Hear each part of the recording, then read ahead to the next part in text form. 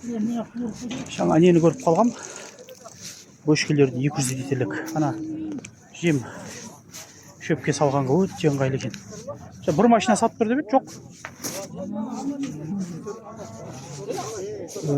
Үшеуін 10 мың қалдық дейді. Өте ыңғайлы андай жем шөп салғанға толтырып салып кетесіз. Мысалға кейбіреулер бар, бір суткеге салып кететіндер бар. Жұмыстан кешке келем деген өте ыңғайлы. Болашақ менде содан жасасам деген ой бар енді. Көреміз ертеңінде ол уақыт келген кезде. Бірақ сол ыңғайлы арзан түседі.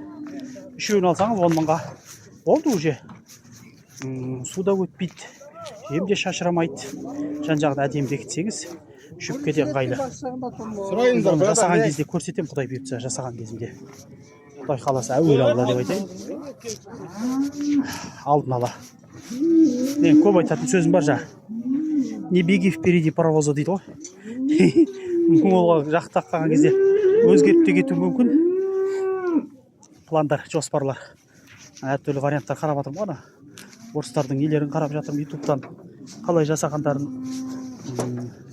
Бірақ енді өзіме сол көргенім, өзбек ағайындардан көріп едім, сол бөшкеден жасапты, керемет екен. Ыңғайлы. Енді өте көп айналысатын болсаңыз, енді түсінікті ол. Алдына 2-3 басқа сол ыңғайлы екен. Қанша мына бұқаны қанша деп атсыз? Сатылып кетті. Қанша секрет болмаса? Бұлалай алдыңыздар, машалла. Берекетін берсін, жақсы. Құрық қалыпты.